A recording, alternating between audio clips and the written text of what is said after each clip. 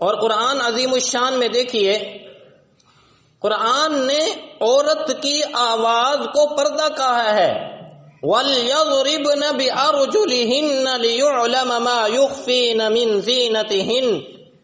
ہاں، اور میں عورت سے کہا تم اپنے پاؤں کو بھی زمین پر زور سے نہ مارو، پاؤں کو زور سے زمین پر نہ مارو۔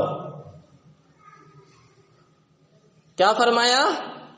پاؤں کو بھی زمین پر زور سے نہ مارو، کہ کہیں تمہارا ایسا نہ ہو کہ اس پاؤں کے اندر پہنے ہوئے زیور یا کی آواز غیر محرم تک پہنچ جائے اور اس کے دل کے اندر کوئی بات پیدا ہو، اس گناہ کا وبال بھی تمہارے سر پڑے گا۔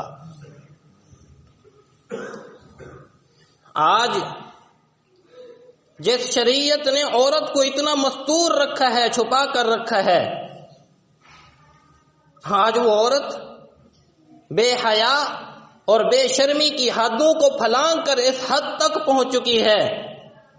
ناراض نہ ہوئیے گا، کل اگر میری بچی کے سر سے دوپٹہ سرکتا تھا، باپ فوراً کہتا تھا بیٹا سر سے تمہارا دوپٹہ اترا ہے، اچھی بات نہیں ہے۔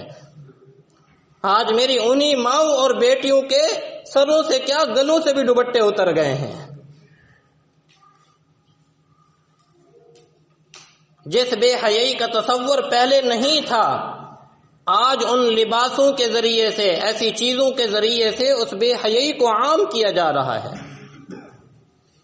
اس عاجز کی اس اتوار کو مجلس ذکر تھی، بعد میں مجھے ایک بابا جی کہنے لگے کہ قاری صاحب بات آپ نے بہت اچھی کی ہے، سچی بات یہی ہے کہ آج حالت یہ ہو چکی ہے کہ عورت جب باہر نکلتی ہے تو سر سے دوپٹہ تو پہلے ہی نہیں، اور پھر لباس بھی ایسا پہنا ہوتا ہے کہ اس کے سارے عضو لباس کے اندر سے ہی وہ نظر آ رہے ہوتے ہیں۔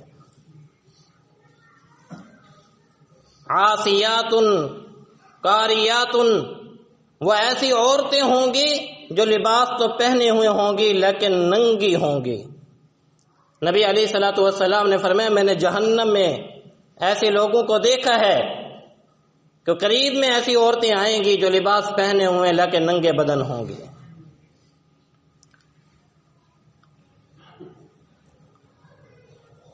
ایک جہاد کے موقع پر ایک صحابی فرماتی ہیں کہ ایک صحابیہ ام خلاد رضی اللہ تعالی عنہا کا بیٹا شہید ہو گیا۔ غالباً یہ غزوہ احد کا واقعہ ہے، اور آپ جانتے ہیں کہ غزوہ احد میں مشرکین نے غصے کی وجہ سے مسلمانوں کی لاشوں کے ساتھ کیا کیا تھا آپ سب جانتے ہیں۔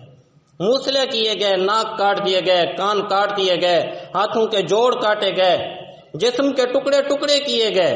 یہ صرف حضرت حمزہ رضی اللہ تعالی عنہ کے ساتھ نہیں تھا، اور بھی کچھ صحابہ ایسے تھے جن کے جسموں کے ساتھ یہی کچھ کیا گیا تھا۔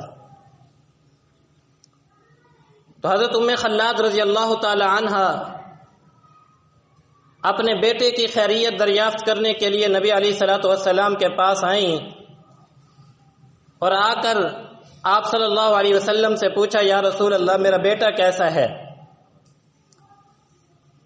اب نبی علیہ الصلوۃ والسلام کے اندر ہمت نہیں ہو رہی تھی، صحابہ فرماتے ہمارے اندر بھی اتنی ہمت نہیں ہو رہی تھی کہ ہم اسے کیسے بتلائیں کہ تمہارا بیٹا میدان جنگ کے اندر ٹکڑے ٹکڑے ہو چکا ہے۔